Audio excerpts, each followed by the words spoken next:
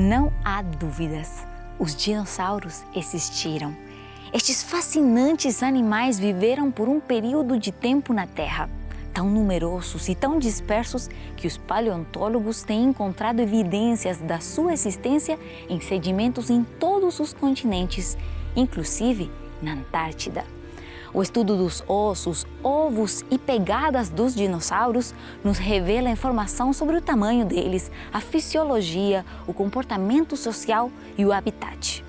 No capítulo de hoje, te convidamos a conhecer mais sobre o que a ciência tem descoberto sobre estes antigos habitantes do nosso planeta.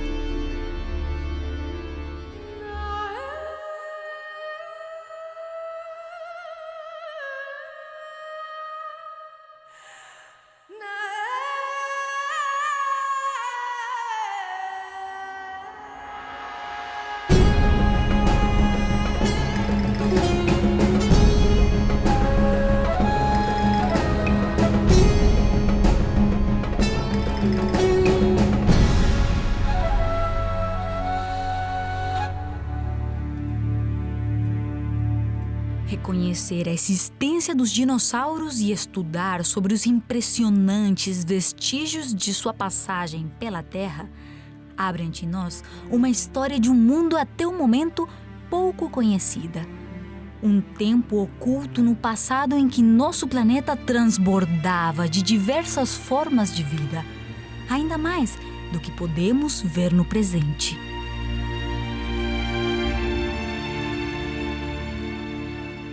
When we look at diversity in our modern environments, it's no surprise if we look at the ecosystems across the world that there's a diverse array of wildlife. There's thousands of species of reptiles and birds. So what would it look like with dinosaurs? You know, we find some dinosaur skeletons and you see the dinosaurs that are in Jurassic Park and you think, well, that's all there is. There's T-Rex and Velociraptor and a Brachiosaurus. But really, dinosaurs were probably just as diverse as modern day reptiles that fit many different ecological niches. A lot of people just think of dinosaurs, once again, as kind of like it's just a big reptile, it's like a giant crocodile or something. But they're actually incredibly diverse animals. So when you're talking about just simply their ecology, you have carnivores and herbivores and omnivores, just like you'd expect. You have dinosaurs that specifically eat fish, things like spinosaurs, and then you have huge size differences too. You have dinosaurs that full grown, you could have on your lap if you wanted, although it might hurt you or something. I guess you might not want to do that, but essentially about the size of a chicken. You also had dinosaurs that are the largest living land animals we've ever had, and possibly the longest vertebrate animals we've ever had, things like the really big sauropods. And then when you actually talk about your types of dinosaurs, I mean, you have really amazing diversity. I think a good analogy would be the mammals that we see today, that we have mammals that are herd animals with horns on their heads, and you would have the same thing. You have things like Triceratops. And then you also have meat-eating mammals today, like lions and cheetahs and things, where you have large meat eaters like a T-Rex, and you have very small ones like a Velociraptor or a Compsognathus. You also have dinosaurs with really, really long necks and really long tails, like sauropods. You have dinosaurs with armor on their backs, like Ankylosaurus and Stegosaurus. My personal favorite is the Pachycephalosaurus, which walks on two legs, but it has a skull on its head, or I guess its skull is its head. It has a dome on its head that is up to 9 or 10 inches thick, a solid bone. So it's just like a big dome that presumably would have been used to kind of butt into each other, like a bighorn sheep or something. Dinosaurs could be as small, theropods could be as small as a Microraptor, which would not be much larger than a modern day turkey, or they could be as large as a T-Rex, or even possibly larger, upwards of 13 to 15 meters in length and about 33,000 pounds. So I think there are probably more dinosaurs to be discovered. It's very hard to find preserved theropod bones because they are hollow and they are fragile. So we're probably only seeing just a small bit of what was around at that time. Existem atualmente mais de 600 tipos de dinossauros que foram devidamente classificados e catalogados segundo sua espécie. Embora o debate continue sobre se esses números são realmente legítimos ou se foram superestimados, o consenso é claro. de que ainda resta muito por conhecer. Porém, uma advertência precisa ser feita. Ao contrário do que muitos chegam a pensar, nem todas as estranhas criaturas extintas e enterradas nas camadas do Mesozoico são dinossauros. When you find dinosaurs, they're usually in Mesozoic rocks, so Triassic, Jurassic, and Cretaceous rocks.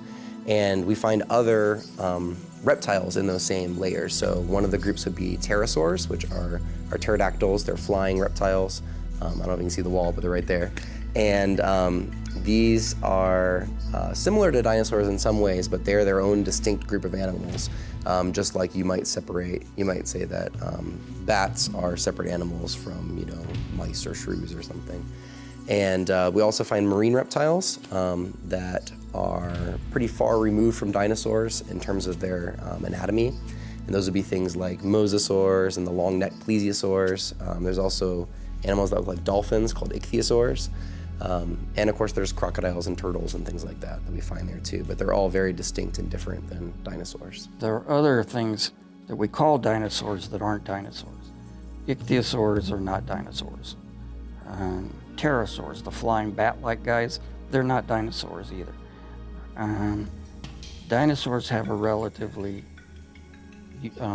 restricted definition of what bone shapes they have where that determines whether it's truly a dinosaur or not. Existem mais de 20 características que distinguem os dinossauros dos demais seres com que coexistiram e foram enterrados juntos. Inclusive aqueles répteis que, mesmo que apareçam no registro fóssil, ainda podemos observá-los vivos no presente. When we find a fossil skeleton, how do we know if it's a dinosaur?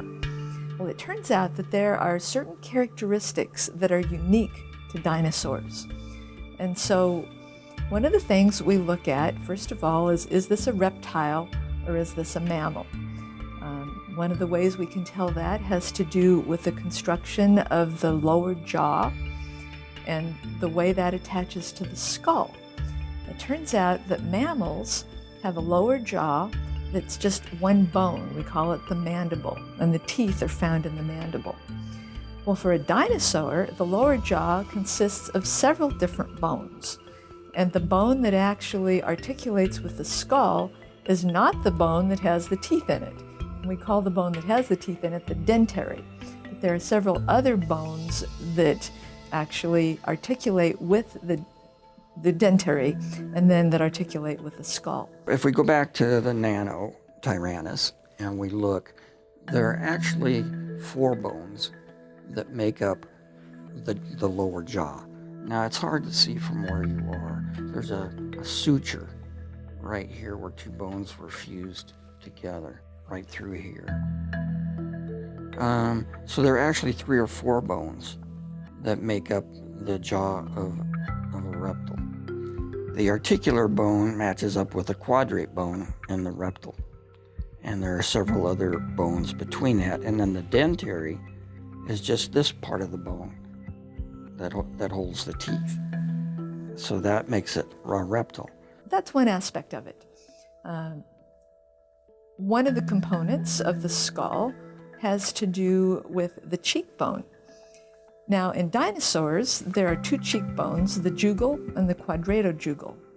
And it turns out that they come together kind of in the shape of a notch. Instead of just a flat surface, a suture line, which is the way many bones articulate, instead it's a notch, and that probably actually makes the jaw a little bit stronger.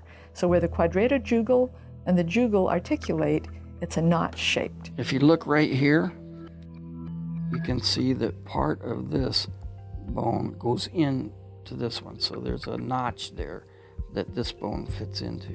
Only dinosaurs have that. And so we know that that's another character of the dinosaurs. Ao observar com atenção os detalhes da sua assombrosa anatomia, parece impossível aceitar que estas criaturas possam ser o resultado do acaso. a inumerável quantidade de evidências e a complexidade da sua fisionomia, mais uma vez nos fascina com a pergunta: o que realmente é um dinossauro? Dinosaurs have one unique characteristic that separates them from all other kinds of animals, and that has to do with the arrangement of bones in the hip. So here we have the hip of this dinosaur. This is the ilium, and this is the pubis, and this is the ischium. Those three bones together make up the hip joint. And the femur, which is the leg bone, the femur fits into a pocket in those three bones. The thing that makes a dinosaur different from, say, you or I, is that in our hips, the opening in the hip bones, called the acetabulum, is closed off, and it makes a ball socket. So our femur has a ball on it, and it fits into that hole in the hip. But in the dinosaur, there is a path straight through the acetabulum right here. So it has what we call an open acetabulum. That characteristic is present in all dinosaurs and not in any other reptile or any other form. The head of the femur goes into the socket. And because it's a ball and socket, it can move any direction. So we can move our legs out and down and back and forward and in because ours is a ball and socket. The dinosaurs have a different structure. They have a hole that goes clear through the hip bone. And the femur, the head of the femur, is actually shaped like a cylinder, like a soda pop can, rather than round like a ball. And the soda pop can fits in the hole and goes back and forth like this. That means that the dinosaur can move very well back and forth. It's great for running, jumping, hopping. It's not great for turning because it's hard to turn that cylinder in there. And so it restricts their movements in some directions and favors their movements forward and backward. That's called a fully open acetabulum. That means that hole goes all the way through the hip, and the soda pop can top to the femur goes in that hole. A própria dinâmica do funcionamento do seu quadril permitia aos dinossauros a se colocarem de pé sobre suas patas traseiras eretas, de forma similar a grande parte dos mamíferos modernos, mas diferente da maioria dos outros répteis, cujas extremidades se estendem para os lados. Talvez seja por essa mesma razão que nos braços e pernas dos dinossauros também podemos encontrar várias características diferenciais. This is a baby of a duck-billed dinosaur, Anatosaurus annectans, from our quarry in eastern Wyoming. One of the characters that is unique to dinosaurs is this ridge. Can you all see this light brown ridge here? That's called the deltopectoral crest. Yeah, that's in the quiz tomorrow. This makes for a very long attachment for the muscle going to the forearm. To the humerus. This is the humerus. So they have very long pulling muscles, very strong arms. And it's also a character unique to dinosaurs. Another characteristic has to do with something called the Fourth Trochanter. When we're looking at a human femur, we see that we have the head of the femur, and then we have the greater and the lesser trochanter. But then it turns out that archosaurs have a fourth trochanter, and this is a place where the very powerful leg muscles attach. Well, dinosaurs have a very special shape to the Fourth Trochanter. So that's another defining characteristic of a dinosaur. Os fortes e complexos músculos e ossos de alguns dinossauros parecem estar estrategicamente projetados para permitir a estas criaturas um excelente desempenho. Talvez uma das suas características mais particulares seja o formato do seu crânio. O que será que descobriremos ao estudar profundamente a estrutura que acomoda dentes tão afiados e complexos? Ou talvez o que pareceriam ser evidências de grandes e assustadores olhos? E o que dizer dos extraordinários chifres e golas ósseas que alguns usavam com destreza? Another characteristic of reptiles and of dinosaurs in particular is that they have holes in their heads that are unique. The dinosaur I'm looking at here has a large opening here on the side. This is the inferior temporal fenestra. And then up on top, you can't see this really in the camera, is another opening, the superior temporal fenestra. And together these make this animal what's called a diapsid, or it has two openings into the skull. Those are usually thought to be the exit points for the musculature that operates the jaw. So the more holes they have in the skull, the stronger the bite can be. The purpose of those fenestrae is it makes the skull lighter in weight. It also provides a place for muscle attachment.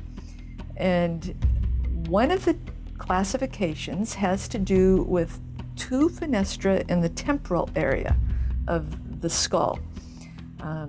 It turns out that there are some creatures that only have one fenestra in the upper aspect of the skull. There's others, those are the euryapsids. There's others that have a fenestra more in the lower cheek area, those are the synapsids.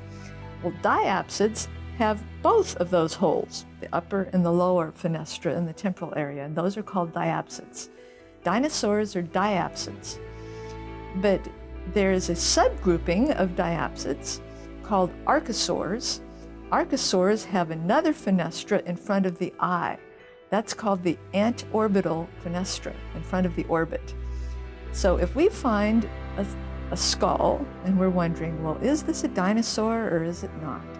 First of all, we'll look and see, does it have two temporal fenestra? If it does, that means it's a diapsid. Well, it might be a dinosaur, but it might not be. Well, then we look to see, does it have an antorbital fenestra? Well, if it does, that means it's an archosaur, but there are some other kinds of archosaurs besides dinosaurs. For example, lepidosaurs, snakes and lizards, are a different group completely. But if we find that we have the diapsid skull plus the antorbital fenestra that makes it an archosaur, then we look for these other characteristics to see if it's a dinosaur.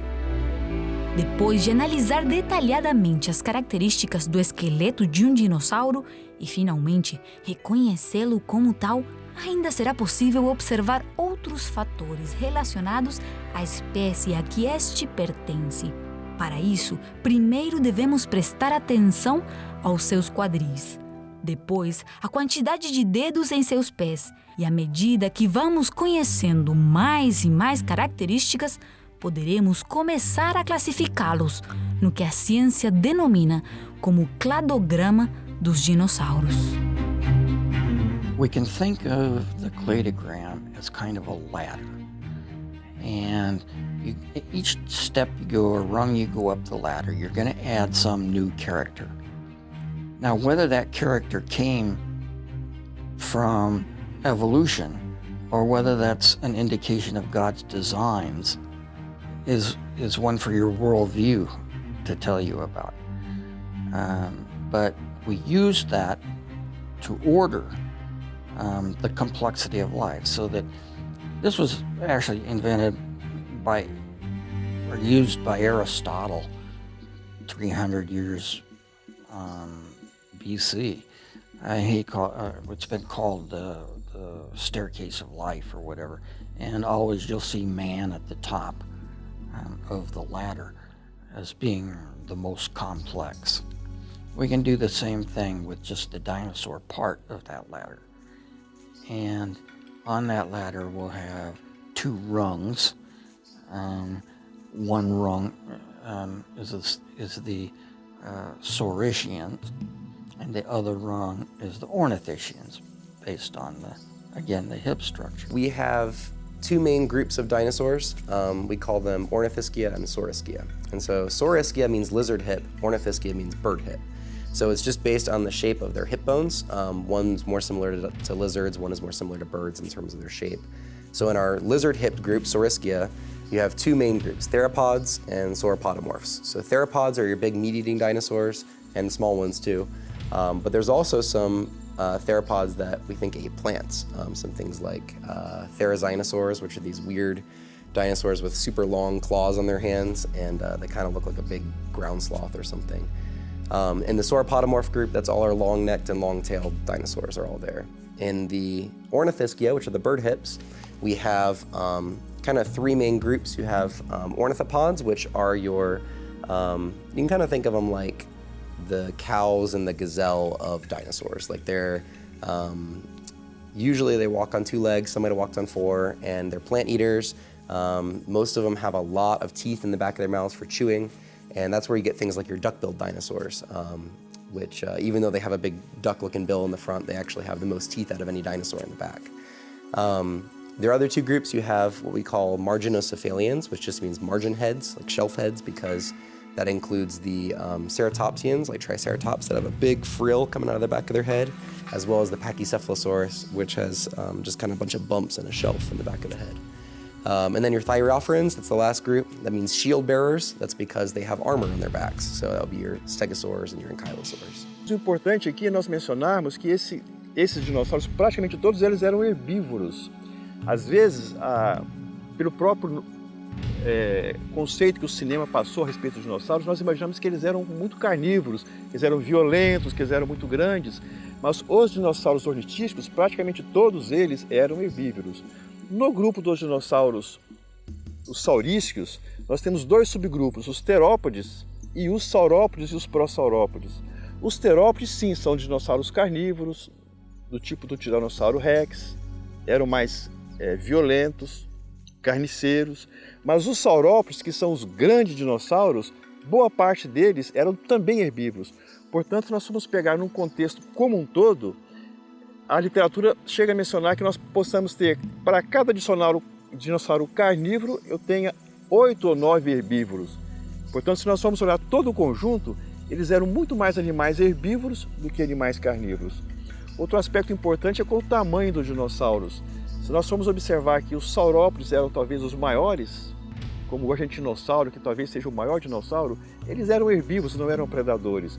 Portanto, essa imagem de que os grandes dinossauros eram os maiores, eram carniceiros, ela não é muito correta, já que nós sabemos que hoje os maiores eram herbívoros e, portanto, não eram predadores, eles eram presas. So when we think of dinosaurs, we like to think about what we see in Jurassic Park. So they're all out to get us and they're all out to eat us. But really, not all dinosaurs were big, aggressive predators. A lot of dinosaurs probably had the intelligence to interact with one another. Dinosaurs had the capacity to care for offspring, just like we see in modern crocodiles. So they're probably very caring animals as far as to other dinosaurs of their kind and to their offspring. Very few dinosaurs were as big and ferocious as Tyrannosaurus rex.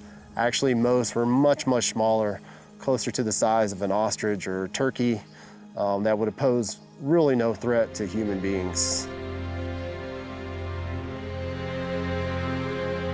O estudo dos ossos, ovos e pegadas de dinossauros tem proporcionado valiosas informações sobre seu tamanho, fisiologia, comportamento social e habitat.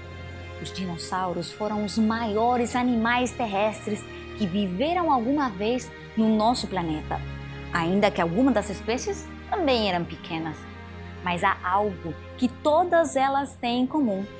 Esses animais estavam muito bem adaptados a seus habitats naturais, que incluíam áreas ao longo de rios, praias, encostas de lagos, florestas, pantanos, desertos e planícies.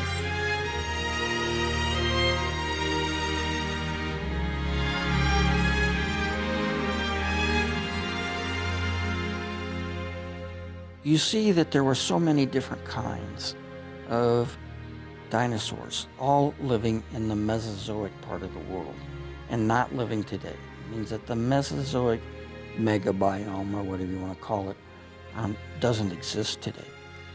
But dinosaurs are filling all of the niches that mammals are filling today in our world. You had the dolphin and whale equivalent in the ichthyosaur. You had the big plant eaters, like the rhino and the Centroceratops. You have the big meat eaters, like the bear, grizzly bear, and the raptors or whatever. So all of the kinds of ways you can make a living in the Cenozoic was filled with a reptile in the Mesozoic, what we used to call reptile. There were just hundreds of species of mammals today, and there are probably hundreds of species of dinosaurs in the Mesozoic. They're just very diverse and filling roles. And this relates a little bit to the creation-evolution controversy. Habitats are very, very complex. If you try and work out a food web, a food chain, and try and figure out who eats who and where you are on the food chain and things like that, the same thing applies to dinosaurs. If something as complex as our modern environment is so complex that it needs a designer, then that applies to the Mesozoic as well.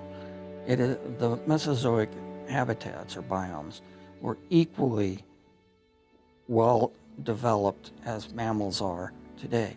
So you're not increasing, if things are supposedly evolved, you're not increasing the diversity. You're changing what the diversity is made up of. So that niche will be filled by something at this elevation, something else. The niche in South America may be filled by something different than North America, and so on. But the dinosaur world, part of the world, the middle part, is just as fantastically designed as our world is.